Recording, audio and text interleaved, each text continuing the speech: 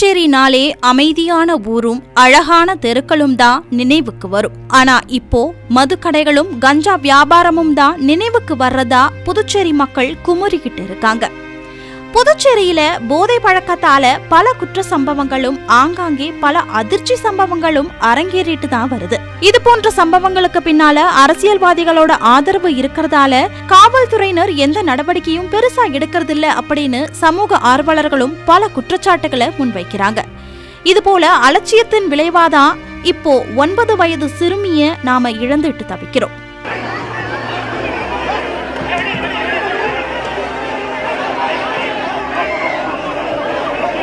சிறுமி படுகொலையில உள்ள மர்மங்களை விளக்கும் களத்துல இருந்து சேகரிக்கப்பட்ட திடுக்கிடும் தகவல்கள் பத்தின செய்தி தொகுப்பு இப்ப பார்க்கலாம். புதுச்சேரி சோலை நகரை சேர்ந்த சிறுமி ஆர்த்தி கடந்த மார்ச் 2ஆம் தேதி காணாமல் போனாங்க. அதுக்கு பிறகு காவல்துறையினர் சிறுமி மாயமானது குறித்து விசாரணை செஞ்சாங்க. தொடர்ந்து போலீசாரோட விசாரணையில சிறுமி முத்தியால்பேட்டை பகுதியை விட்டு போகல அப்படிங்கிறது உறுதிப்படுத்தப்பட்டுச்சு. அதனையும் தொடர்ந்து காவல்துறையினரோட விசாரணையில தோய்வு இருந்ததா கூறப்படுது. பின்னர் சிறுமி குறித்து எந்த தகவலும் கிடைக்காத நிலையில சிறுமியோட பெற்றோர் கொடுத்த அழுத்தத்தால விசாரணை தீவிரமடைய தொடங்குச்சு. தேடிக்கிட்டு தான் இருக்கோம். அதுக்கப்புறம் போலீஸ்ல கம்ப்ளைண்ட் கொடுத்த பிறகு கேமரால பார்த்தா உங்க பக்கமே தான் காட்டுது, உங்க தெருவிலே தான் காட்டுது, உங்க வீட்டு பக்கமே தான் காட்டுதுன்னு அதே மாதிரி கக்கூஷி எல்லாத்தையும் எங்க தெருவுல புள்ள வந்து எங்க தெருவுல இருக்குது, எங்க தெருவிலே தான் தேடினாங்க. அதுக்கப்புறமும் கிடைக்கல. அதுக்கப்புறமும் மறுபடியும் நாங்க இங்க வந்து உட்கார்ந்துட்டோம். அதுக்கப்புறம் வந்து மறுபடியும் தேடினாங்க, கிடைக்கல. இதையடுத்து அந்த சிறுமி குறித்த எந்த ஒரு தகவலும் கிடைக்காத நிலையில வீடு வீடா சென்று காவல்துறையினர் சோதனை செய்ய ஆரம்பிச்சாங்க. அதற்கு பிறகு சந்தேகமுள்ள நபர்களை காவல்துறையினர் கைது செஞ்சு அவங்க கிட்ட தீவிர விசாரணை நடத்திட்டு வந்தாங்க. அந்த விசாரணையினோட அடிப்படையில 57 வயதான விவேகானந்தன் சிறுமி குறித்து திடுக்கிடும் தகவலை தெரிவிச்சிருக்காரு. மேலும் 19 வயதான கருணாஸ் என்பவரும் இதுல கொலையாளி என வாக்குமூலம் கொடுத்தாரு. இதை தொடர்ந்து மார்ச் 5ஆம் தேதி பிற்பகல் 1:30 மணி அளவுல சிறுமி பக்கத்துல உள்ள கழிவுநீர் வாய்க்கால்ல சடலமா கண்டெடுக்கப்பட்டார். இந்த செய்தியை அறிந்த மக்கள் சம்பவ இடத்திலேயே குவிய தொடங்கினாங்க. சிறுமியோட கை கால்கள் கட்டப்பட்டு ஒரு வேஷ்டியில அழுகிய நிலையில இருந்த சிறுமியை பார்த்து மக்கள் கதறி அழுத சம்பவம் நாடு முழுவதும் பெரும் அதிர்வலைகளையே ஏற்படுத்தியிருக்கு.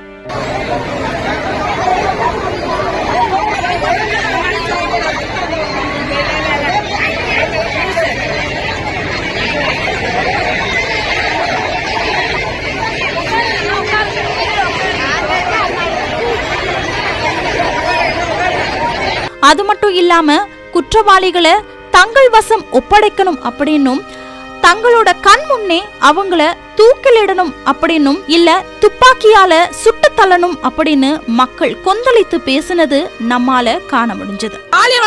கூட்டு போவீங்க, ஒரு நிமிஷங்க, 90 நாள்ல விடுதலை பண்ணுவீங்க, 90 நாள்ல பெயில் கிடைக்கும், இதான் சட்டம் சொல்லுவீங்க நீங்க. நான் எங்களுக்கு வேண்டாம், எங்களுக்கு 90 நாள்ல அவங்களுக்கு வந்து பெயில் சட்டம் இதெல்லாம் வேண்டாம், அவங்களுக்கு மரண தண்டனை கொடுங்க. அப்படி உங்களால முடியலையா, சம்பந்தப்பட்ட பொதுமக்களான எங்கள்கிட்ட ஒப்படைச்சிருங்க. சம்பந்தப்பட்ட எங்கள் பொதுமக்கள்கிட்ட எங்கள்கிட்ட ஒப்படைச்சிருங்க. அரபு நாடுகள், ஐயா ஒரு நிமிஷம், அரபு நாடுகள்ல இருக்கக்கூடிய அளவுக்கு அரபு நாடுகள் இருக்கிற மாதிரி கடுமையான தண்டனை இங்க கொடுக்க முடியுமா? அரபு நாடுகள்ல இந்த மாதிரி குற்றம் நடந்தா பொது இடத்துல மக்களை கட்டி வச்சு அடிப்பான். அந்த மாதிரி இங்க நடக்குமா? நடத்துவாங்களா?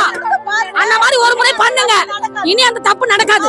சொன்னாங்க, பெண்கள் வந்து சொன்னாங்க, அவனை என்கிட்ட கொடுங்க, சுட்டு தள்ளுறோம். நாங்க அந்த அம்மாவே சொன்னாங்க, அவன் முன்னால வைக்கிட்டோம், சுட்டு தள்ளிடுறேன், நாங்க தூக்குல போடுங்க எங்க முன்னால. நாங்க அவங்க உணர்வுகளை நான் மதிக்கிறேன். நிச்சயமா எனக்கும் அதே உணர்வு தான் இருக்கு. நின்னா சுட்டு தள்ளணும் தான் இருக்கு, எல்லாருனாலும் தூக்கில் தொங்க வைக்கணும் தான் இருக்கு. ஆனா நம்ம நாட்டில் சட்டம் என்று ஒன்று இருக்கிறது. ஆக உணர்வோடு நான் அதில் ஒத்து போனா கூட சட்டத்தோடு நான் அதை உடனே அப்படி சொல்ல முடியாது. எனக்கு சில வழிமுறைகள் இருக்கிறது, அதையெல்லாம் நம்ம பின்பற்ற வேண்டி இருக்கிறது. ஆனாலும் அந்த பெண்களின் விருப்பத்திற்கேற்ப, அவங்கெல்லாம் அவங்களுக்காக கேட்கல, அந்த பெண்ணுக்கு நீதி கிடைக்க வேண்டும் என்று கொந்தளிப்பில் கேட்கிறார்கள். அதனால் உச்சபட்ச தண்டனை நிச்சயமாக வாங்கி கொடுக்கப்படும் என்பதையும் நான் தெரிவித்துக் கொள்கிறேன். சட்டமே அதைத்தான் சொல்கிறது. இதுக்கிடையில கருணாசை கைது செஞ்ச காவல்துறையினர் 2 பேரையும் ரகசிய இடத்துல வச்சு தீவிர விசாரணை நடத்திட்டு வந்தாங்க. அந்த அடிப்படையில சம்பவ இடத்திற்கு போன படுகொலை செய்யப்பட்ட இடத்துல தடயங்களை சேகரிச்ச காவல்துறையினர் அடுத்த கட்ட நடவடிக்கையை தொடங்கினாங்க. மேலும் காவல்துறையினரோட முதற்கட்ட விசாரணையில சிறுமி பாலியல் வன்கொடுமை செய்யப்பட்டு கொலை செய்யப்பட்டது உறுதியானது. இதையடுத்து விசாரணை மேலும் தீவிரமானுச்சு. மறுபுறம் போராட்டங்களும் தீவிரமடைய தொடங்குச்சு. ஜஸ்டிஸ் ஃபார் ஆர்த்தி அப்படின்னு பதாகையோட முழக்கமிட்டபடியே புதுச்சேரி முழுவதும் மக்கள் போராட தொடங்கினாங்க. நாடு முழுவதும் அரசியல் கட்சி தலைவர்கள் மற்றும் பல பிரபலங்கள்னு இந்த சம்பவம் பத்தி கடும் கண்டனம் தெரிவிச்சாங்க. போராட்டங்கள் கட்டுப்பாட்டை மீறியதால காவல்துறையினர் தடியடி நடத்தி கூட்டத்தை கலைக்க வேண்டிய சூழ்நிலையும் ஏற்பட்டுச்சு. இதனால வன்முறை வெடிச்சு போராட்டக்காரர்கள் காவல்துறையினரை தாக்க தொடங்கினாங்க. இதனால பெரும் பரபரப்பு ஏற்பட்டுச்சு. அப்போ சிறுமியோட தந்தை அதிகாரியோட கால்களை பிடித்து அழுத சம்பவம் அதிகாரிகளுடைய கண்களையே கலங்க வச்சுச்சு.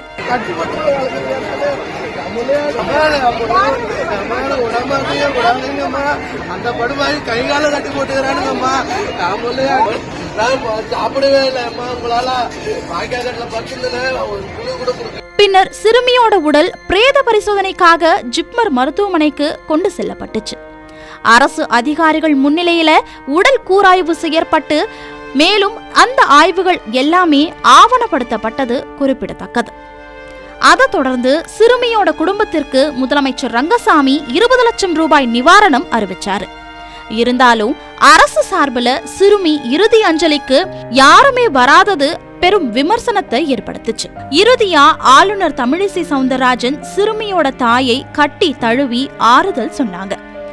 அதன் பின்பு ஆளுநரை கண்ட மக்கள் அவங்களோட வாகனத்தை முற்றுகையிட்டு கோஷங்கள் எழுப்பியதால பெரும் பரபரப்பு ஏற்பட்டுச்சு. இந்த சம்பவம் பத்தி ஆளுநர் செய்தியாளர்கள்ட்ட பேசும்போது, ஒரு வாரத்துல சிறப்பு அமர்வு மூலமா குற்றவாளிகளுக்கு உச்சபட்ச தண்டனை வாங்கி கொடுக்க அரசு நடவடிக்கை எடுக்கும் அப்படின்னு உறுதியளிச்சாங்க. அது மட்டும் இல்லாம கலைவாணன் IPS தலைமையில விசாரணை குழு ஒன்றும் அதிரடியா அரசு அறிவிச்சது. Special court, fast track court அமைத்து உடனே ஒரு வாரத்திற்குள்ள அந்த குழந்தைக்கு நீதி கிடைக்கிறதுக்கான ஏற்பாடு நான் செய்ய போறேன். இப்போ போன உடனே அரசாங்கத்துக்கு special court, fast track court, சிறப்பு நீதிமன்றம், விரைவு சிறப்பு நீதிமன்றத்தை உடனே அமைத்து ஒரு வாரத்திற்குள் அது இன்வெஸ்டிகேஷன் யாருன்னா பெண் SSP யார் தலைமையிலான்னு போட்டு ஒரு வாரத்திற்குள்ள அந்த தீர்ப்பு வரணும், அந்த குற்றவாளிகள் தண்டிக்கப்படணும். மேலும் ஆளுநர் சொன்னது போல ஒரு வாரத்துல குற்றவாளிகளுக்கு தண்டனை சாத்தியமா அப்படின்னு வழக்கறிஞர் என்ன சொல்றாங்கன்னா, நீதிமன்றத்தின் மூலமாக தமிழகத்திலே உள்ள சட்ட ஆலோசனை மையத்திலிருந்து ஒரு வழக்கறிஞரை ஏற்படுத்தி கொடுத்துவிட்டு அதற்கு பிறகுதான் வழக்கை நடத்த முடியுமே தவிர வழக்கறிஞரே இல்லாமல் வழக்கை நடத்த முடியாது என்பது தெளிவான ஒரு விஷயம். இந்த நடைமுறைக்கு எவ்வளவு காலம் ஆகும், நான் அடிப்படை விஷயத்தை மட்டும் பேசுகிறேன், எவ்வளவு காலம் ஆகும் என்பது எல்லோருக்கும் ஒரு தெரிந்த ஒரு விஷயம். ஒரு வாரத்திலே குற்றவாளிக்கு அதிகபட்ச தண்டனை வாங்கி கொடுப்போம் என்பது உணர்ச்சி வசப்பட்ட பேச்சை தவிர சட்டபூர்வமான பேச்சாக அது இருக்காது. அப்படியே சிறப்பு நீதிமன்றம் அமைப்போம் என்று கூறுகிறார்கள். சட்டத்தின்படி சிறப்பு நீதிமன்றம் அமைப்பதற்கு உயர் நீதிமன்றத்தினுடைய உத்தரவு வேண்டும். புதுச்சேரியிலே ஏற்கனவே சிறப்பு நீதிமன்றம் இருக்கின்ற காரணத்தினால் புதிதாக இன்னொரு சிறப்பு நீதிமன்றம் அமைப்பதற்கான வாய்ப்புகள் மிக மிக குறைவு. அப்படி இருக்கின்ற பட்சத்திலே முதலிலே இவர்கள் குற்ற விசாரணையை முழுமையாக பூர்த்தி செய்திருக்க வேண்டும். இப்பொழுது இருக்கக்கூடிய 2 குற்றவாளிகளை கைது செய்து நீதிமன்ற காவலிலே வைத்திருக்கின்றார்கள். இது இல்லாமல் மேலும் குற்றவாளிகளை சந்தேகப்படுகிறோம் என்று கூறுகிறார்கள். இந்த குற்ற விசாரணைகளை முழுமையாக முடிக்காத பட்சத்தில் எந்த விதமான அடுத்த கட்ட நகர்வும் இருக்காது என்பது எல்லோருக்கும் தெரிந்த ஒரு அடிப்படையான ஒரு விஷயம். மேலும் எதிர்க்கட்சிகள் சார்பில் மார்ச் 8ஆம் தேதி அன்று மாபெரும் பந்த் போராட்டம் அறிவிக்கப்பட்டு புதுச்சேரி நகரமே ஸ்தம்பித்து காட்சியளித்தது.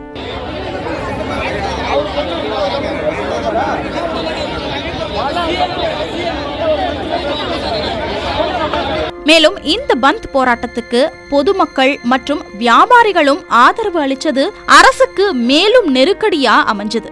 இந்த மாதிரி பந்த் எந்த இதுக்கும் ஆதரவு தெரிவித்து பொதுமக்களும் வியாபாரிகளும் யாரும் அப்படி செய்யவில்லை. இதற்கு என்றால் இந்த குழந்தை என்னுடைய பாதுகாப்பு இல்லாமல் இந்த குழந்தை இறந்ததற்காக நாங்கள் அனைவரும் செய்கிறோம்.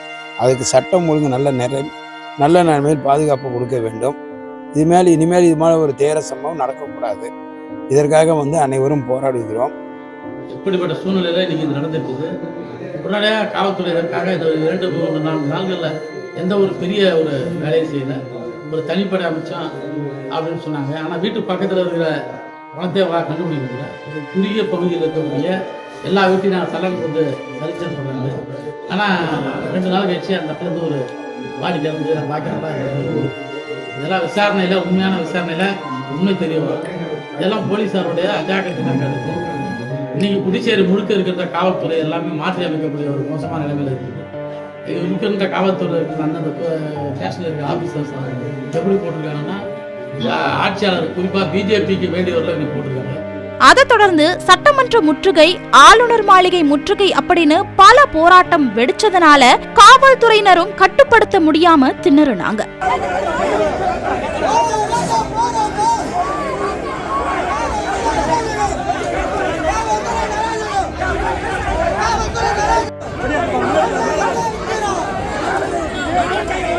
மேலும் சிறுமி கொலை வழக்கு பத்தின விசாரணை தீவிரமா நடந்துட்டு வரும் நிலையில இந்த வழக்குல ஆரம்ப கட்டத்துல இருந்தே செயல்பட்ட காவல்துறையினர் மெத்தனமா செயல்பட்டதால தான் சிறுமி உயிரிழந்ததா குற்றம் சாட்டியதால முத்தியால்பேட்டை காவல் நிலையத்துல பணியாற்றிய காவல்துறையினர் அத்தனை பேரையும் முதலமைச்சர் ரங்கசாமி கூண்டோட இடமாற்றம் செஞ்சாரு. அதோட சிறுமியோட இறுதி ஊர்வலத்தின் போது பொதுமக்கள் வழி நெடுக கதறி அழுது நீதி கேட்ட காட்சிகள் கண்களை குளமாக்குச்சு. குழந்தையோட பொம்மைகள், புத்தகங்கள், சிறுமிக்கு பிடித்த ஆடை அப்படின்னு எல்லாத்தையுமே சிறுமியோட சேர்த்து புதைச்சாங்க. அந்த சிறுமியோட தந்தையின் கடைசி பார்வை பார்ப்போர நெஞ்சு நொறுக்குச்சு. இதை தொடர்ந்து குற்றவாளிகளை நீதிமன்றத்தில் ஆஜர்படுத்த காவல்துறையினர் திட்டமிட்ட போது இதை அறிந்த வழக்கறிஞர்கள் மற்றும் பொதுமக்கள் பாத்தீங்கன்னா நீதிமன்றத்துல குவிய தொடங்கினாங்க. சட்டம் ஒழுங்கு சீர்குலைய கூடாது அப்படிங்கறதுனாலையும் நீதிபதி சிறைக்கே சென்று அவங்கள நீதிமன்ற காவல்ல எடுக்க உத்தரவிட்டார். மேலும் இது போன்ற கொடூர குற்றவாளிகளுக்காக நாங்கள் யாரும் வழக்காட மாட்டோம் அப்படின்னு புதுச்சேரி வழக்கறிஞர்கள் சங்கம் தெரிவிச்சது. அந்த வழக்கில் யாரும் ஜாமீன் கேட்டு எந்த வழக்கறிஞரும் குற்றவாளிகளுக்காக ஆஜராக கூடாது. காவல்துறை யாரோ ஒருவரை கொண்டு குற்றவாளி ஆக்காமல் உண்மையான குற்றவாளிகளை கண்டுபிடித்து அவர்கள் மீது நடவடிக்கை எடுக்கிறது. இதுவரைக்கும் குற்றவாளிகள் மேல 6 பிரிவுகளின் கீழ் வழக்கு பதியப்படுவதா தகவல் வெளியாகியிருக்கு. அது மட்டும் இல்லாம இது போன்ற தொடர் நெருக்கடி மற்றும் மன உளைச்சல் காரணமா குற்றவாளி விவேகானந்தன் தன் உயிரை மாய்த்து கொள்ள முயற்சி செஞ்சதாகவும் பல செய்திகள் வலம் வந்தது. ஆனா அது வதந்தி அப்படின்னு சிறைத்துறை சார்பில் விளக்கமும் கொடுக்கப்பட்டுச்சு. இதுவரைக்கும் வழக்கு முடியாத நிலையில விரைவில் தண்டனை அறிவிக்கப்படலாம் என எதிர்பார்ப்பும் மக்கள் மத்தியில எழுந்திருக்கு. அது மட்டும் இல்லாம மரண தண்டனை கொடுக்கப்படுறது போல எந்த ஒரு அறிகுறியும் தெரியல அப்படின்னு பொதுமக்களும் சமூக ஆர்வலர்களும் கருத்து தெரிவிச்சிட்டு வராங்க. எப்படி இருந்தாலும் கடுமையான தண்டனை மட்டும்தான் சிறுமி ஆர்த்திக்கான நீதியா இருக்கும் அப்படின்னும் மீண்டும் இது போன்ற சம்பவங்கள் நடக்காமல் இருக்கும் அப்படிங்கிறது தான் எல்லாருடைய கருத்தாவும் இருக்கு.